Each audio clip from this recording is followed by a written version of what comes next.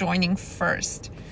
Happy Monday, Lisa, Valerie, Yasmina, whoever else joined. Thank you so much for joining, working with me. You know, I can tell who's serious about the work and who believes in it, because it's the same people that always do the work, that always tune into the lives, that are there for the coaching sessions on Saturdays. I have a bi-weekly coaching session with my group, and you can kind of see, and you know, surprise, surprise, it's the same queens that have the success stories. So that's what it takes. Welcome. Monday is my favorite day, if you guys don't know, because I work really hard on Monday, and I set the tone for the rest of the week. And I just love Mondays. Mondays is like, okay, something fresh, something new, something great gonna happen this week. I make a declaration for the week. This is what I want. This is what I'm looking forward to. Everybody should do that. Most people dread Mondays, and it's terrible. Guys, I'm a regular on this app and on the lives. I'm very serious about my work. I coach mindset and manifestation. Some of my work is a bit esoterical. For whoever doesn't know me, I really believe that if you stumbled into this life, there's something here for you. And you should stay and find out what that is.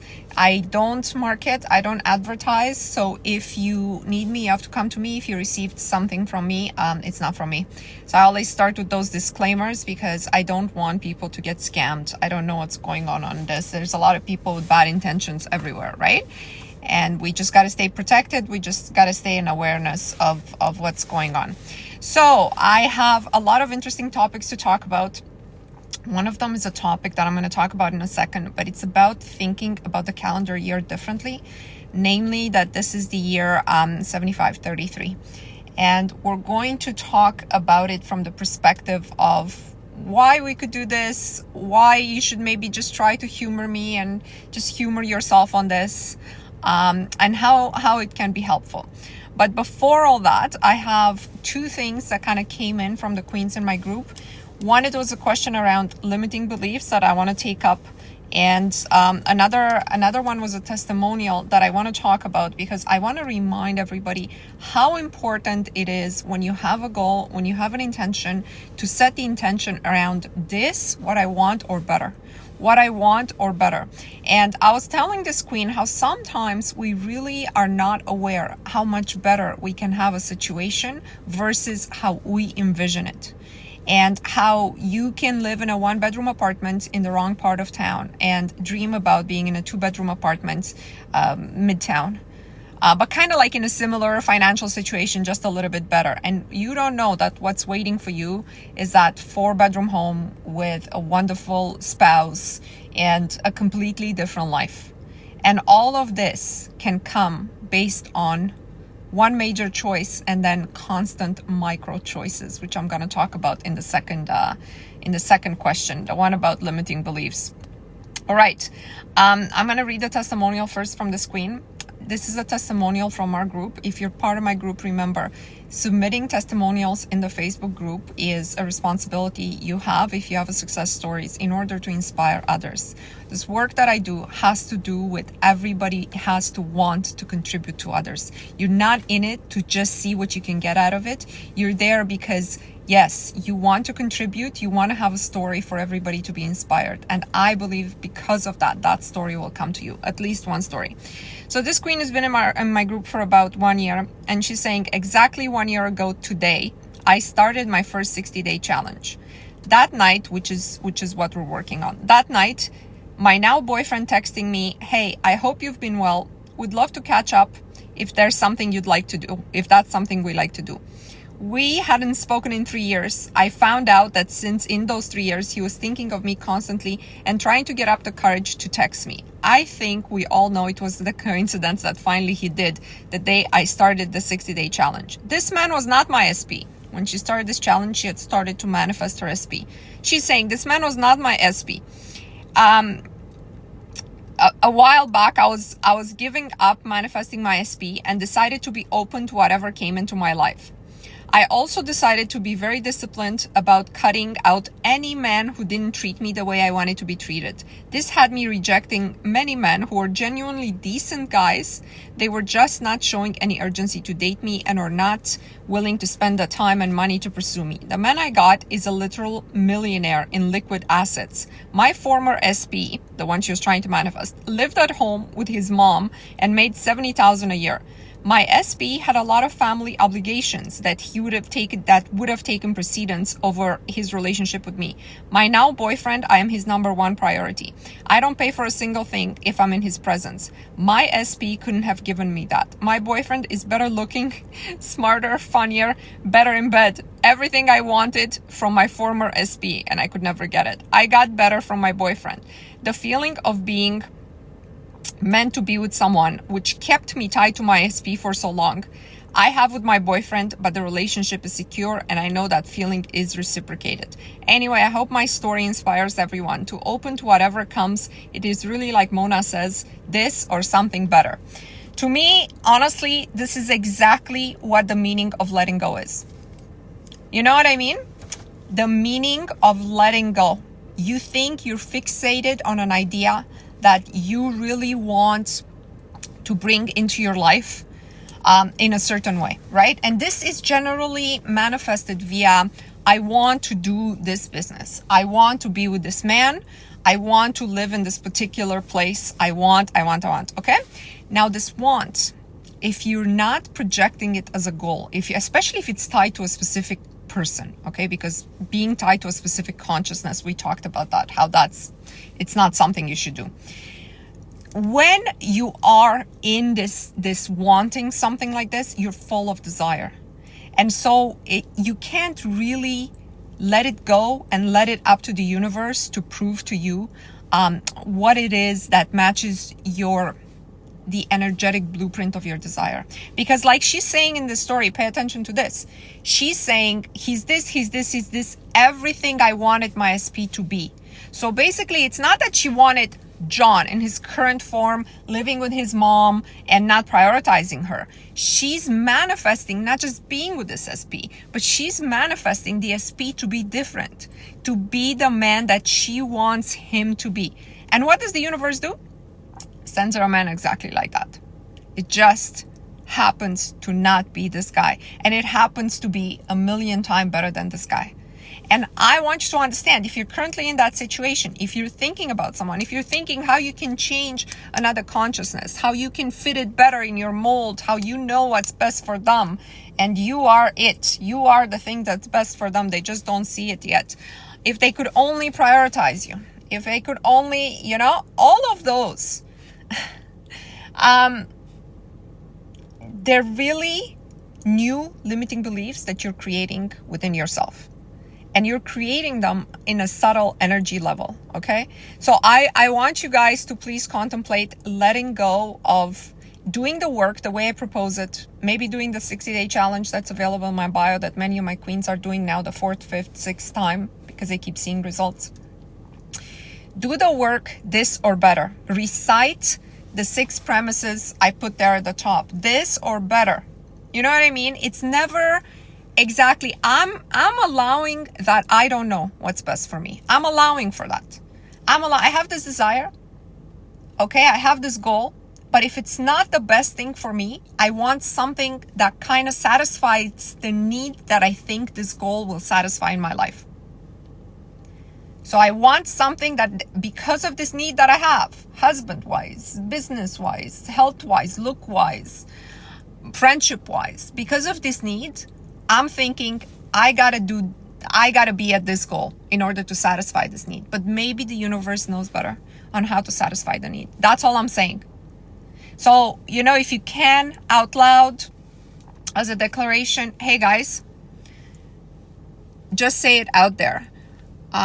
I allow for the universe to maybe bring me something to fulfill this need that's better than what I'm envisioning, and make that my goal. Is it okay to take an ex back if he changed? If he did change, indeed. It's just that assessing the proof that he changed is the difficult part, right? I took a break with I broke up with my now husband. We were broken up for 4 months. I didn't have any contact with him, and he did change. But I mean, it wasn't a change in his character. I think changes in character are very difficult to assess. It was more like a change in lifestyle and change in what he wanted in life. So, that's too loose of a question to answer. I'm not like, oh, okay, if you broke up with somebody, they were useless and you should never get back with them. Depends what that person put you through. Depends what that person did for you. Depends why you broken up. So that's where you want to stay. All right, now I want to read the second one, which I think it's applicable to all. I read sort of this things that everybody can learn something from, and then we'll talk about Anno Mundi. So, oh no, this isn't it. Un second.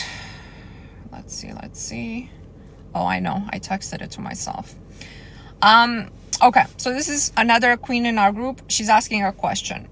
This is a question I didn't get a chance to take on Saturday's coaching. My question is around limiting beliefs. Once we have identified some of our limiting beliefs, how do we move forward to reprogram? I know you've addressed this before, however, I'm still a bit confused. What does a day in the life of someone who really wants to change those limiting beliefs look like? So I like her question because she's not asking what is a day in the life of the person I want to be look like. She's asking, between now and then, okay, while I'm working on myself, what does a day in the life of someone who really wants to change those limiting beliefs look like? So here's what I want to talk to you about. You got to start with the premise that the life that you have right now is a choice that you have made. And we make the choice of the life we have in two ways. One, we make this big choice that's based on self-identity. So the life that I have right now, I'm thinking this is the life a person like me should have. Based on whatever confidence I have, whatever I've determined that I'm worth professionally, whatever personally, the way I look, the way I interact with the world, that's sort of how we construct our self-identity. And of course, based on the way the world responded to us in the past. So if everybody put you down, if everybody rejected you, then your sense of identity will be tied around this rejection, so the choice that you made in life is, I am here because I am this person who is here. Now you might struggle, you might contradict me and say, no, I never made this choice to live this bad life. But really, it is much easier if you accept that you did, because if you didn't make the choice to live the life that you live, then you can't change it.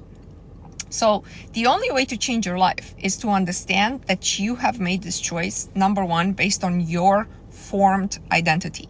Now, formed identity means a million things combined together based on all of those things we discussed.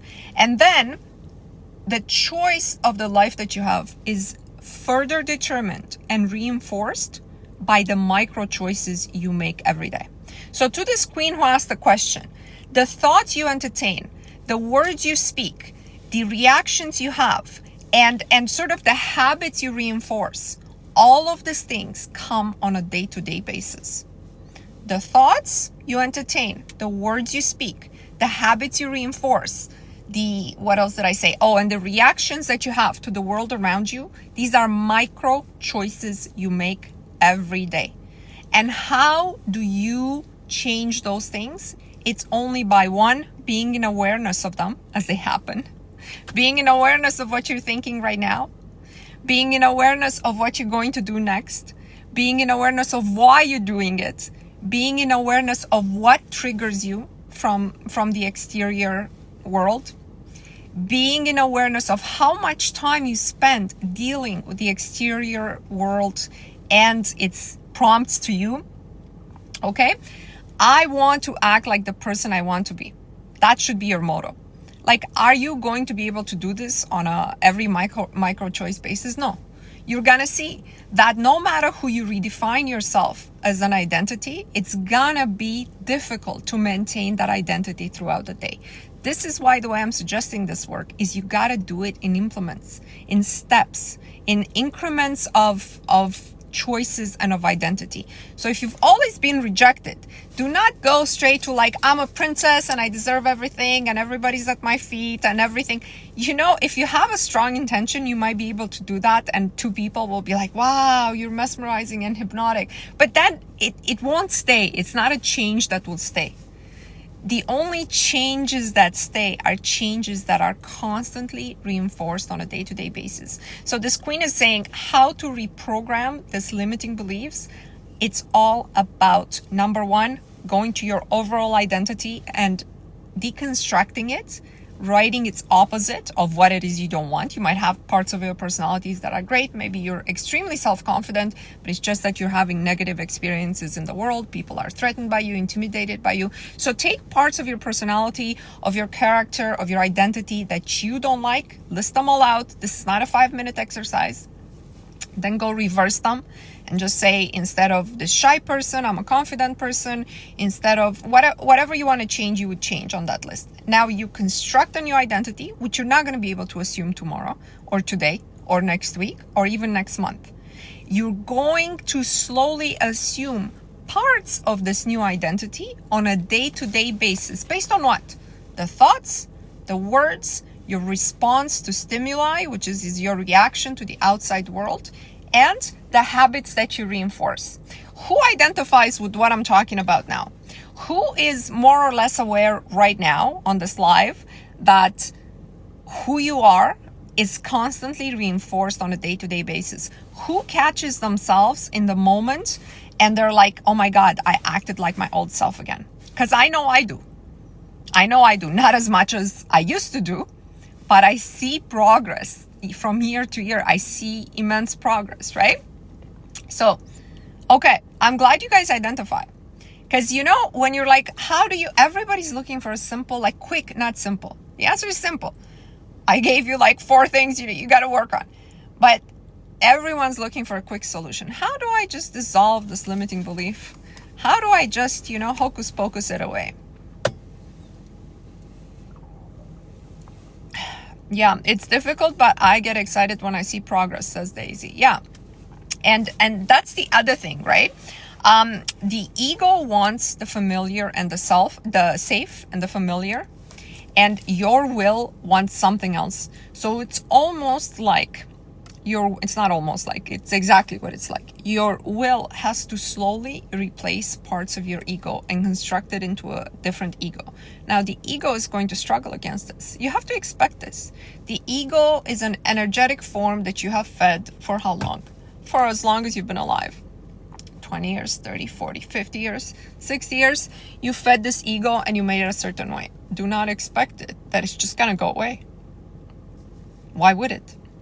Why would it want to go away? It's perfectly fine in its familiar and its safe environment. And it's used to the struggle, right? Like, so the fact that you are always unsure if you're going to be able to pay the rent next month, that's something that's familiar to your ego. And the ego is okay with that. The ego might be a little uncomfortable with contemplating large sums of money that you now have to manage and administer, that your family is going to want a part of, that might create conflict, or it's a safety issue for you, or what have you. The subtleties of the ego are different from one person to the next. And you're the one who has to do this work to sort of replace the parts of it slowly and see where you struggle the most. Now, you also have to work to make an association between the things that happen to you and the parts of your ego that are the hardest to replace. So you'll see for different people it's different things. Okay, procrastination is an element of your ego, and you're trying to replace that. You got to make the association between the things that you got or you didn't get, or you knew you could have done better in your life, and the specific part of your ego. And you're going to see, if you struggle to replace it, that thing is strong. It's going to have more influence in what manifests in your life than something like, getting rejected, if that only happened to you 2 times. Anna says, I now see it as evidence that I leveled, or Lisa says, that I leveled out in my old paradigm. Yeah, if you're reacting differently. But Lisa, I should tell people, like, you've been at this for a long time, like with me, and probably maybe even on your own before me.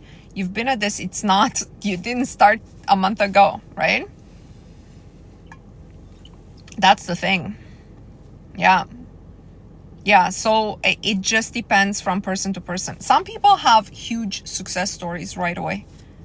Like, because they only need to understand that last element, last piece of information that they're missing now in their paradigm. And then they're going to be totally fine. But some people have a lot to deconstruct. So that's sort of what I wanted to say about the bigger choice, which is the identity, and then the smaller micro choices that we make every day. So your life is constructed on the bigger choice and the micro choices. And of course, the micro choices come from the bigger choice, come from the choice of the identity. But you can affect the micro choices, and you can affect slowly the identity. Not overnight, but slowly you can affect the identity. The identity will also change, right? So you can work from here to change these, but changing this consciously, making a different choice consciously here will affect the identity. And for this, you must celebrate every single success, small success that you have in your life. You know, it'd be like, oh, let's say money comes to me easily, and I walk around the street and I find $5. The amount is not important. And I find you must reinforce, oh my God, see, I told you money comes easy. It's like almost you're talking to the ego. Almost you're the will. You got to separate yourself and you're talking to the ego. I told you this can happen. It can happen because the mind wants to believe that what's possible for the future is the same that's been in the past. That's where it's safe and familiar. It knows how to deal with that. It kept you alive through the struggle, and it knows how to do that. And it doesn't want to learn anything new. The mind actually doesn't want to learn anything new. The older you are, this is why it's even harder to learn new things when you're older. So you got to work harder.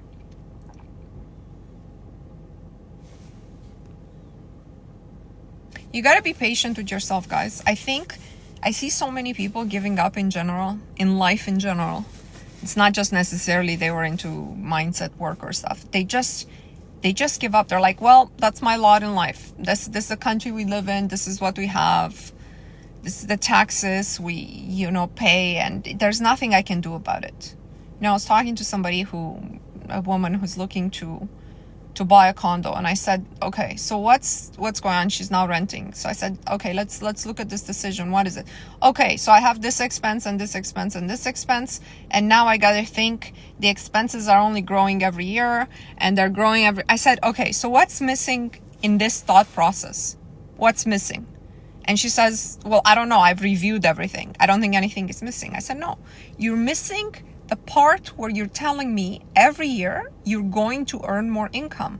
Every year. Like, this is not a permanent, your income that you have right now, it's not a permanent income forever for the rest of your life.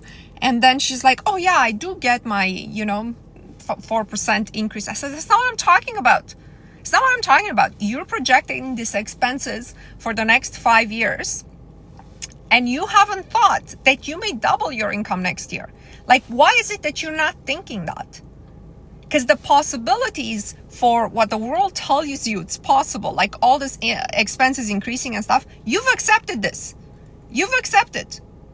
But you have not even considered, let alone accepted, the possibility of you earning a much higher income next year than you are this year. Right? When you focus on the revenue, the expenses take care of themselves. I'm telling you.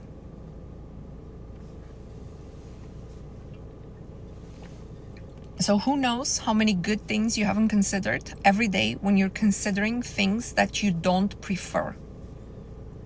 The brain is so aware of the things we must stay vigilant of. Price increases, tariffs, the new tariffs coming to come from Canada. We're just so aware of what we don't want. It's crazy. I'm wondering, like, percentage-wise, if we're at about 80% in our mind, our awareness is on things we don't want, that we can't do anything about. You know what I mean? Those are the things we can't do anything about. Guys, please don't call me. I don't take calls during my life. And then how much space is there for the things that we actually do want. I told you guys, if you join this live, there's a sentence here for you, at least one. Maybe that's you.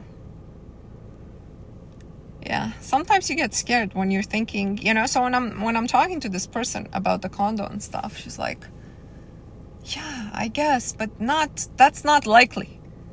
That's not likely. So then you go back to like the confidence level, the self-esteem, the faith she has that today could be different than yesterday. There's so many layers to working with someone's mind. My energy bill is 2 times higher, Lisa says, than a house, but I choose to be glad and paid instead of being mad. Yeah, these are not things you can do anything about. You can't be mad about things you can't do anything about, guys. Yeah, all we can do as citizens is go vote, and that's it. Hope the next system is better than the current system. But it's never really better. It's more like a give and take. Some issues are better, some issues are not as good. So that's sort of what happens. That's why you can only worry about things you can control. And you have to have an element of, I'm able to control my health, my body, my income, my love life. And these are the things that matter, right? And these are the things I can control. Eva says, you really helped me with my intrusive thoughts. I thank you. I'm so happy. I'm so happy to hear. You know, when I see that people realize how much their thoughts affect their lives. Like we think, oh, it doesn't matter what we think. It's just in our mind. It's not real. It's not real. It's not real. It's the basis for what is real. Okay. Was there anything else you guys want to talk about? I want to get into Anno Mundi, our declaration. I'm going to start at the beginning and tell you sort of what we did in, I think we did this in late 2023.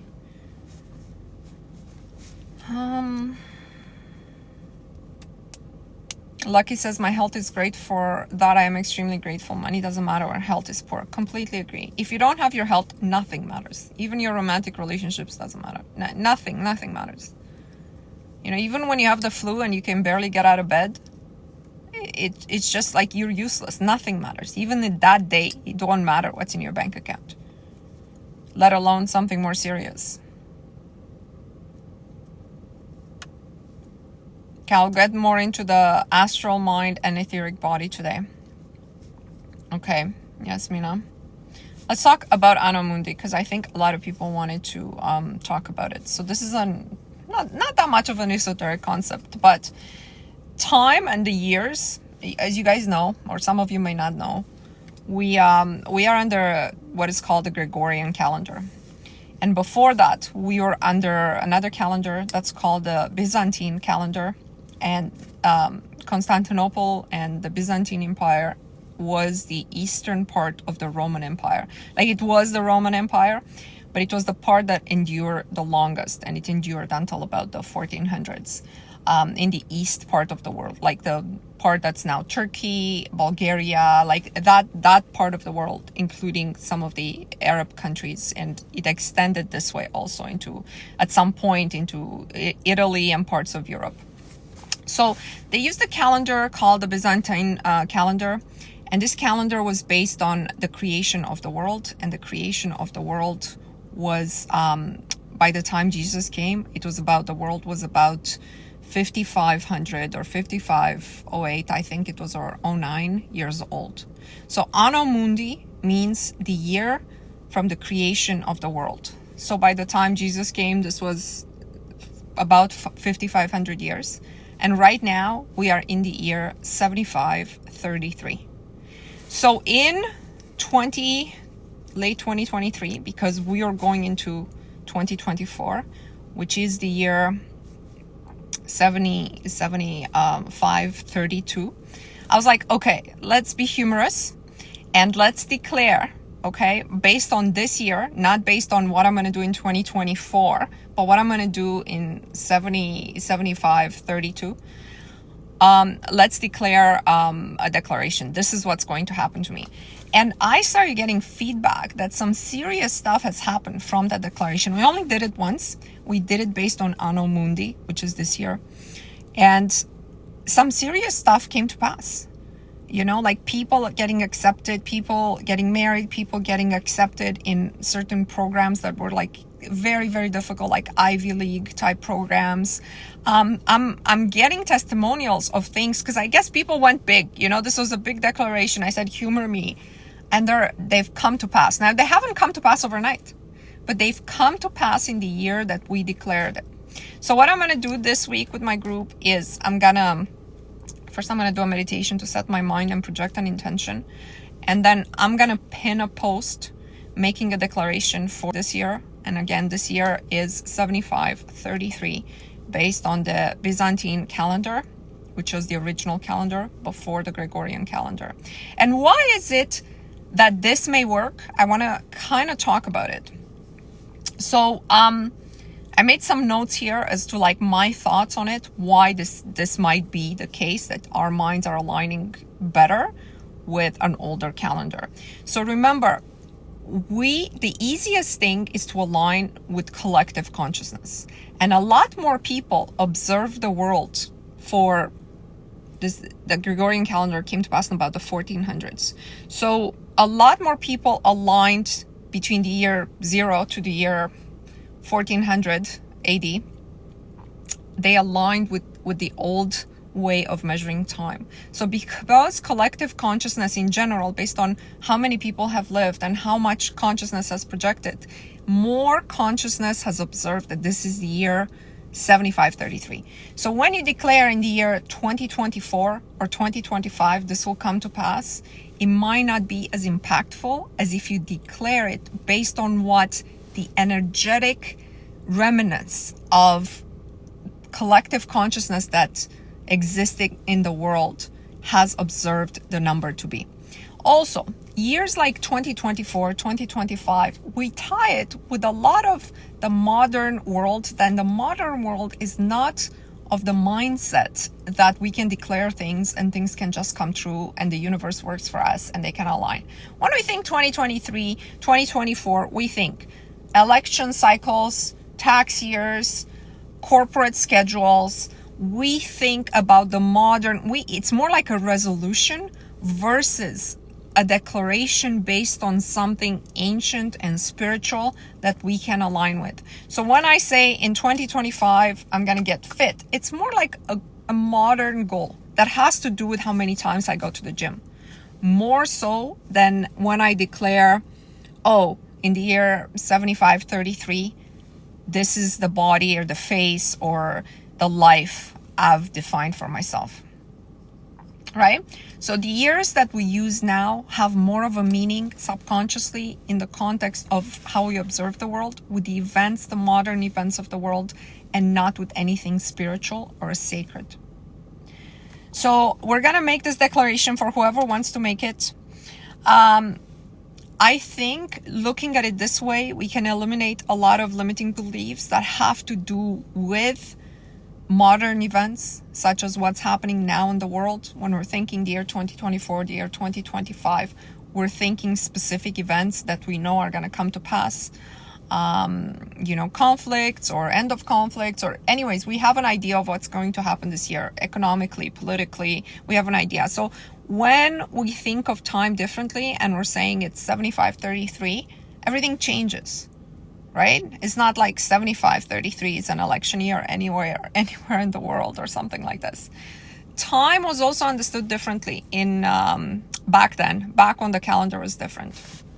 And time was understood as cyclical. So here's the interesting part. In the Byzantine calendar, it was written and understood that the world changes every 7,000 years. So every 7,000 years, there's a change in the way people live, the way people interact, the way, like, it was cyclical. And yeah, you love that. Okay. And so what happened in the year 7000 is also interesting to note. So let me take a sip of water. Who's interested in this? I guess people are staying for I'm really interested in this kind of stuff, right? I'm assuming if you're still here, you're interested in this. Oh, hair cycle changes every 7 days? No, I didn't know that. Okay, so in the year 7000, in the Byzantine calendar, which is said would be the end of a cycle, That was the year 1492. In the year 1492, around there, around the 7,000, it wouldn't be like 7,000 on the clock, but it's interesting that in the year 1492, at the end of the 7,000 years from the creation of the world, as per the Byzantine calendar, in the year 1492, who knows some of the things that happened? A big one, everybody should know this. Columbus discovered, who knows if he discovered America, right? So Columbus discovered America and everything changed with this discovery, as you know. Everything changed. Everything.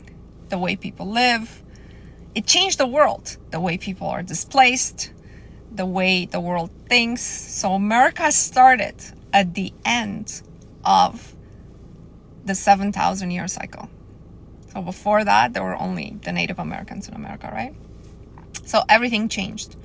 A Renaissance started in the late 1400s. In fact, Leonardo da Vinci painted the Last Supper in the 1490s. All the Renaissance were like within that 100-year period. So the new 7,000 year cycle. Isn't it interesting that happened at the same time? The printing press was invented. The printing press was invented at the end of this 7,000 year cycle, which is mind-blowing because once you can print things, the way information is distributed completely changes. There was no books before then, right? You had to copy the book. So once the printing press was invented and books were printed out and given to the masses, it's the beginning of the education system, right? So America, Renaissance, the printing press, which is huge, was invented. Other stuff happened, like the Ottoman Empire started. Spain reconquered, the Catholics reconquered Europe, because Europe under Portugal and Spain were under Muslim occupation for hundreds of years before that. So in the late 1400s, it was recaptured by the King and Queen of Spain, start of the Spanish Empire. And so all the Muslim influence withdrew and they moved. The Ottoman Empire started, which is the Turks and all that area of Middle East that's closer to the middle. And that lasted a few hundred years too. So the world reshuffled, right, at the end of the 7,000 year cycle. So it seems too coincidental for me to be a coincidence. You guys let me know what you think. It's a little historic history facts. And the reason I'm saying this is because I want you guys to believe in this. I want you guys to believe in the possibility that these things have meaning.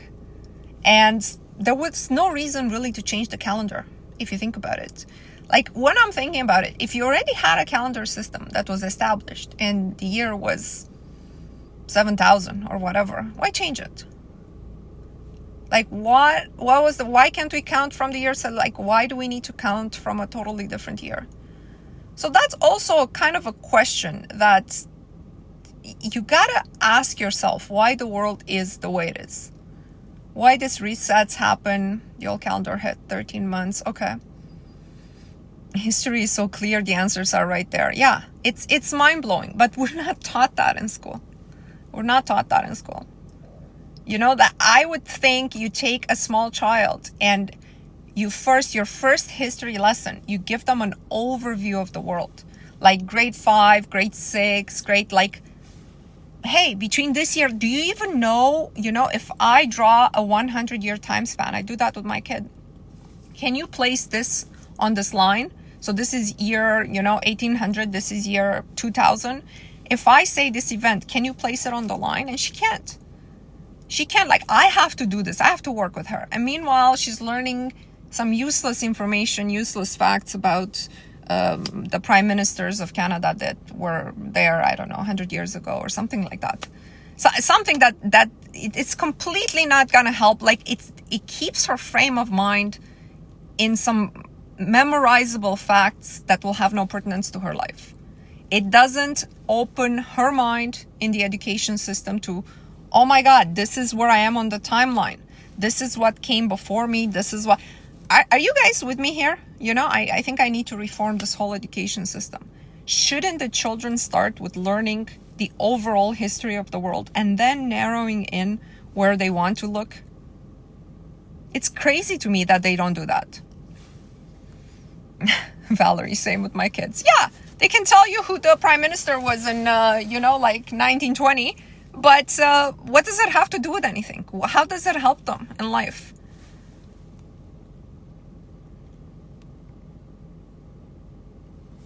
Private and public school. Yeah, I know.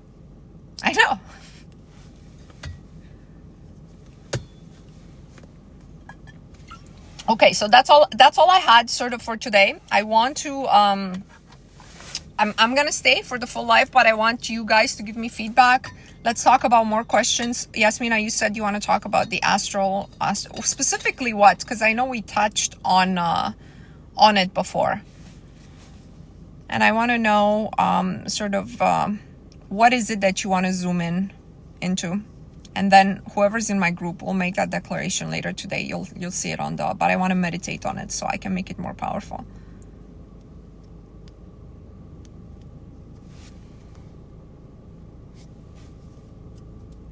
So guys, the way I sort of see the world in terms of how things happen,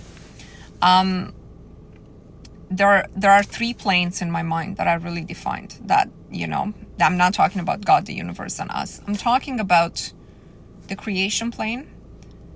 And then I'm talking about sort of what is called the energetic plane, which is different than the creation plane. And then there's the physical plane. In the creation plane is where ideas form. And these ideas are either from the mind of God or from our own mind. We can access this creative plane. The energetic plane is where the blueprint of our ideas is created. So if you hold an idea long enough and you're sure of it and you're sure of your power and your identity is proper within the context of this game, then that idea will create a blueprint for its manifestation in the energetic plane. And only after that, the universe will take care of how it manifests and bring it into the physical plane. Now, between the steps, there's a lot of room for error, right? Well, first room for error would be that you're not going to be able to plant the idea properly. You're not going to be able to hold a focus on it. The idea is like intention. It's your creative plane. You're going to give up on it. And I told you, because a lot of other consciousnesses are percolating there, people can steal your idea and you can see your manifestation come true for somebody else, whether it's a stranger or it could be like a friend of yours, or it's very common with friends stealing the manifestation from the creative plane. There's a lot of room for error in the energetic plane too. If you don't form it correctly, the idea could manifest literally, which means it's pretty much going to be useless to you. At the very best case, it's going to be funny, but sometimes it's actually detrimental. So there's a lot of room for error in this creative process if you're not doing it properly. If you're doing it from a point of fear, you can actually lose more money rather than earning more money. So the blueprint becomes in reverse.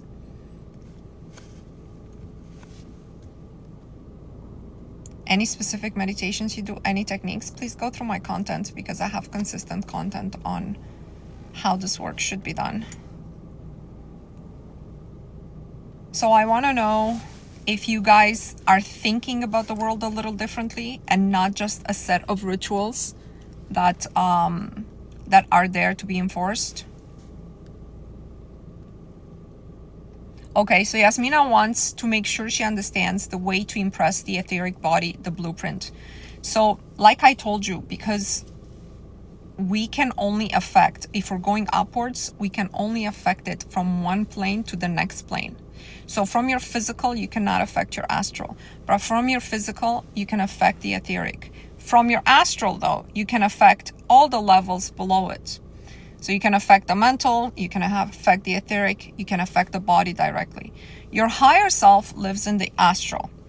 Your higher self in the astral, if you work with the higher self, if you work with the higher forces, you can affect your body overnight. I'm talking the physicality of our body specifically, not about circumstances and events that you're trying to manifest in the world. So this is just a discussion on the body. With the body, you can affect your etheric structure.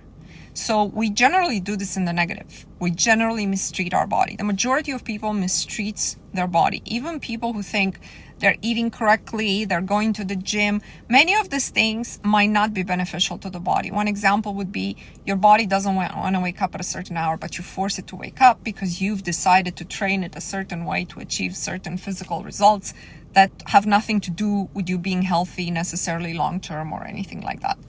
And so to impress the etheric body, you have to do two things. One is you have to respect your body, listen to your body, and sort of no longer do the things that are damaging to the etheric body.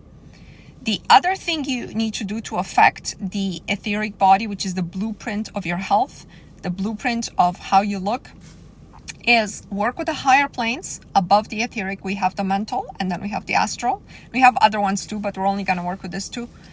In the mental, what you think about, again, all our thoughts, all the negative thoughts that can project downward directly into your body, direct download.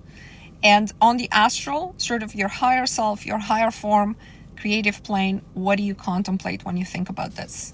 When you think about your body, when you see your perfect body of light. This has to do with meditating. This has to do with thinking about a world beyond the physical. It has to do with you living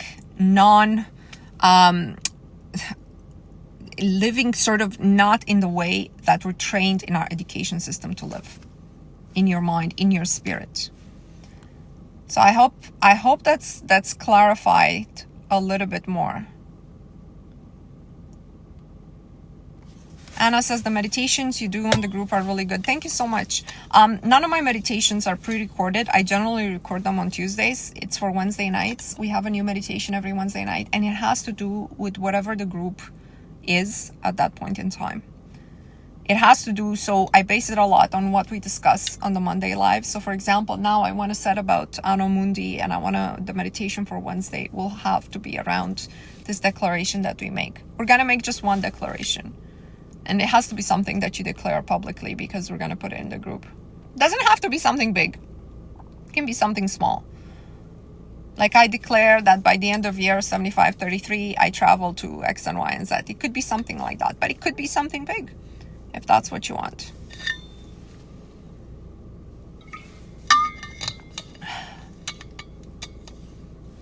I just want to see if there's any, we talked about a lot of stuff today.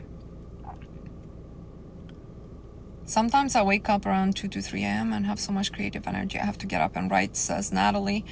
Yeah, definitely. So you got to listen to the impulses that you get from, when you start living from the intuition, your body will start behaving differently. This is interesting because we're thinking, I'm going to bed at 10:30, and I'm waking up with my alarm at like 7 or whatever you have your alarm. And we're thinking, I'm going to set my body. But if you have that luxury of allowing your body to set your life, you will see that there's a lot of intelligence there. Your body wants to operate, it's an energy force in itself, and it wants to operate in a certain way. And if you let it, if you can let it, based on your current lifestyle, you'll see incredible changes in how the body will simply reset itself to its ideal form. Hi, my boyfriend ghosted me. I'm not sure if he's the one. Should I manifest a rich boyfriend? He's not the one.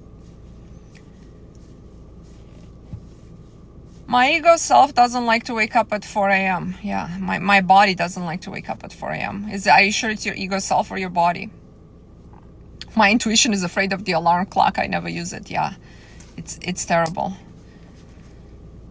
Waking up with an alarm is terrible. But by the way, you can train your body to wake up without the alarm. It's just terrible the way our life is set up that we have to wake up. Like I am not on that kind of schedule, but I still have to wake up because I take my kid to school. And it's, I basically use the alarm 5 days a week. So it's not my natural cycle to wake up at that time. How do you trust your intuition, though? You have to develop a relationship with your intuition. Your intuition will mislead you if you have violated it many, many times before. This is something deep you got to contemplate. Many times your intuition told you not to do that and you did it for social reasons. Your intuition is not, it's not going to mislead you. It's just not working anymore. You have to commit to living differently than you have lived so far for a certain period of time before your intuition will reset again. The good news about all these energetic systems is that you can reset them all. It's just going to take time.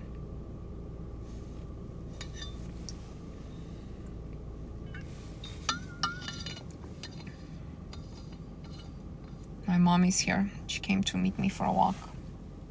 She just pulled in. I'm gonna go for a walk and then we're gonna go for lunch. Recently, many things I think of end up happening, and it is the stuff I don't intentionally want. Yeah. Who told you only manifest the things that you want? You manifest the things that are dominating your thoughts. The work is in making your dominant thought the things that you want. And we talk about this. The brain likes to contemplate that which it fears, not that which it wants or which you like. The brain doesn't care about what you want. It's not designed that way. Guys, the more I look into this stuff and the more I practice it every day, the more interesting it gets. The more, like, I'm almost laughing at my brain sometimes. I'm like, you're doing that thing that I don't want you to do right now. You know what I mean? And then it kind of has to quiet down. You can't manifest thoughts, you get results through action. Yeah, you got to take inspired action. That's why we have a physical body. Do you know Dr. Silva? Yeah, the Silva method of mind control. Everybody should read that book. By the way, he trained a woman in his method. I don't know if she was his assistant or something, but that's the woman that won every single contest that she ever entered. And if you guys never heard of her, her name is Helen something. Just Google Helen, winner of every contest that she's ever entered. It's just incredible that she would be able to do that. Helen Harrell? No, it wasn't Harrell. Hadsel. Yeah, Helen Hadsel. Something like that. Yeah, interesting. But his method is rigorous. Like, you have to do certain exercises like 50, 100 times. Like, one of his exercises was, you got to imagine yourself going through a brick wall, becoming liquid, doing this, doing that. So this is not a mindset book. It's not about believing in yourself. You actually have to do some mental gymnastics, which in my mind was easier to do back in his day than it is now. Much easier. They didn't have as many other things to contemplate and to distract them that we do now.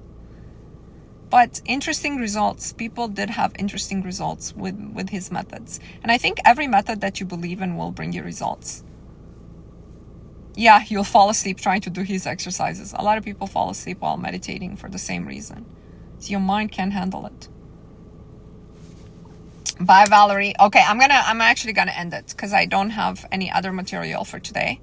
And I think you guys don't have any more questions for me. I'm gonna be back on Monday, but if you're in my group, look out for the declaration for the year 7533. Love you guys. Let's put our hands together for the 369. I am a winner. I am a winner. I am a winner. I am a winner. I am a winner. I am a winner. I am a winner. I am a winner. I am a winner. I am a winner. I am a winner. I am a winner. I am a winner. I am a winner. I am a winner. I am a winner. I am a winner. I am a winner. I am a winner.